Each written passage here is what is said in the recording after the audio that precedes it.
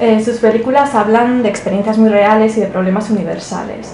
¿Qué le inspira a la hora de crear sus historias? ¿De dónde surge el argumento de ¿y ahora dónde vamos? En général, pour moi, le cinéma est un moyen pour moi d'exprimer mes obsessions, mes frustrations, mes colères. C'est juste pour moi un autre moyen de s'exprimer. Donc c'est vrai que j'essaye autant que possible à travers mon cinéma d'exposer un point de vue. Donc dans Caramel, je voulais parler de femmes parce que évidemment je suis une femme qui est dans une société qui est un peu où il y a beaucoup de tabous, il y a beaucoup de sujets qui sont tabous, donc j'avais envie de comprendre. C'est pour ça que j'ai écrit un film sur les femmes dans ces situations-là. Cette fois-ci, c'était des événements qui sont malheureusement un peu fâcheux au Liban qui ont conduit des conflits entre deux partis politiques différents et opposants qui ont conduit les gens à reprendre les armes et à descendre dans la rue alors qu'on avait vécu une vingtaine d'années en paix. Et donc c'est une guerre qui a heureusement juste duré quelques semaines.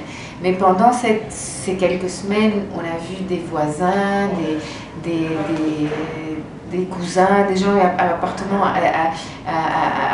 à une même famille ou bien qui habitent dans le même quartier ou dans un même immeuble qui se sont transformés en ennemis de nouveau du jour au lendemain ou d'une heure à l'autre.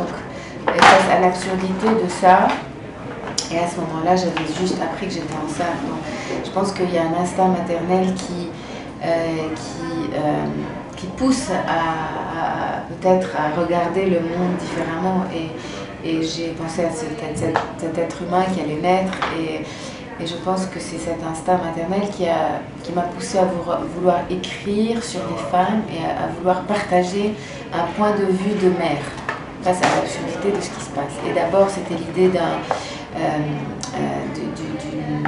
l'histoire d'une mère qui allait tout faire pour empêcher son fils de prendre une arme et de descendre dans la rue et de faire comme les autres. Et ça s'est transformé petit à petit en l'histoire d'un village où les femmes allaient tout faire pour éviter la guerre à leurs hommes. Eso, ¿y ahora dónde vamos? Las mujeres tratan de evitar a toda costa el conflicto que tanto les ha hecho sufrir en el pasado. ¿Cree que si en el mundo fuesen las mujeres las que toman las decisiones, las cosas serían diferentes? Qui sait, peut-être qu'il serait pire. Et je pense que le fait que le monde ne va pas très bien, ce n'est pas juste la faute aux hommes, c'est aussi la faute aux femmes. Je parle juste dans ce film de ma responsabilité en tant que mère, en tant que femme, et dans ça. Et qu'est-ce que je pourrais peut-être apporter ou comment essayer de réfléchir différemment. En tout cas, ça c'est un truc que je fais souvent, penser à une alternative, à une autre manière de penser. C'est tout ce que je propose dans le film. Je ne prétends pas du tout dire que si les femmes prendraient le pouvoir, le monde serait un monde meilleur. Muchas de las actrices con las que trabaja no son profesionales. ¿Qué ventajas encuentra en su inexperiencia? ¿Y es difícil compaginar su labor de directora con el de actriz? L'avantage de travailler avec des acteurs non professionnels, je pense que c'est qu'ils ne savent pas jouer, c'est-à-dire qu'ils sont eux-mêmes.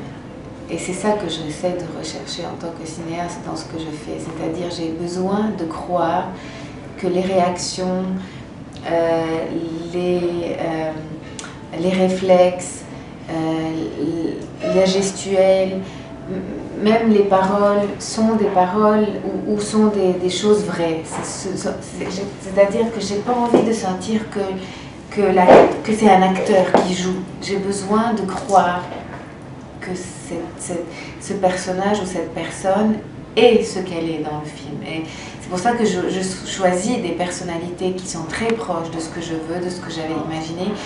Et je leur demande d'être ce qu'ils sont dans le film. Et c'est une recherche de vérité, c'est tout pour moi. C'est très difficile aussi de faire ça parce que bon, des fois les acteurs non professionnels ne sont pas toujours justes, ils n'ont pas peut-être le rythme qu'il faut. Des fois, les scènes, on se retrouve avec des scènes qui sont très différentes de ce que j'avais imaginé à la base, mais il y a des instants de vérité qui sont précieux pour moi. Et le fait de jouer avec eux dans le film me permet, évidemment c'est très difficile, c'est très dur, mais ça me permet aussi de diriger la scène de l'intérieur et d'être très proche d'eux et de tout de suite pouvoir comment dire, rebondir sur les choses. C'est-à-dire que des fois, je peux prendre les scènes dans des directions très différentes. Je peux demander à quelqu'un directement de parler quand c'est pas lui qui est supposé parler, disons, ou vraiment de créer des moments d'improvisation qui me permettent de garder la spontanéité du moment. Y para acabar, nosotros somos estudiantes de cine y el primer día de universidad, el primer consejo que se nos da es que el 90% no vamos a acabar trabajando en este mundo. ¿Qué consejo nos daría a los jóvenes realizadores que buscamos hacernos un hueco en el mundo del cine? Moi, peut-être que ça peut sembler encore une fois un peu naïf, mais pour moi, il faut vraiment...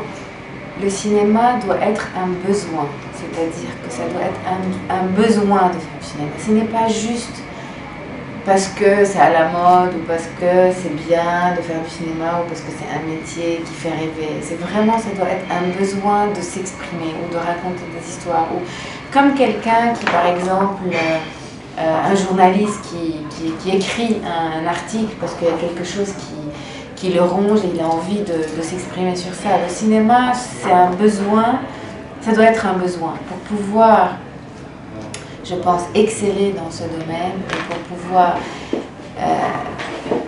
travailler, ce n'est pas juste un truc qu'on fait parce que c'est bien de le faire, ça doit être vraiment un besoin. Pour moi, c'est ça. Et il ne faut pas avoir peur de rêver, il ne faut pas avoir peur de rêver grand et de dire que tout est possible.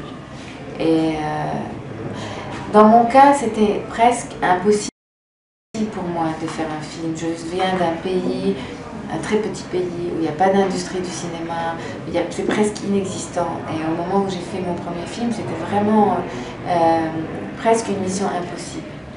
Mais je n'ai pas baissé les bras, j'ai vraiment cru à mon rêve et j'ai tenu bon. Et voilà, j'ai réussi à faire 2 films. Et les 2 films se vendent partout dans le monde. Et c'était presque, comme j'ai dit, une mission impossible qu'un petit film libanais fasse ce qu'il a fait. Donc moi, vraiment, je conseille de vraiment croire en ses rêves, de ne pas avoir peur de rêver grand, mais surtout, ça doit être un besoin de s'exprimer à travers le cinéma. Ce n'est pas juste un truc qu'on fait parce que c'est à la mode, voilà.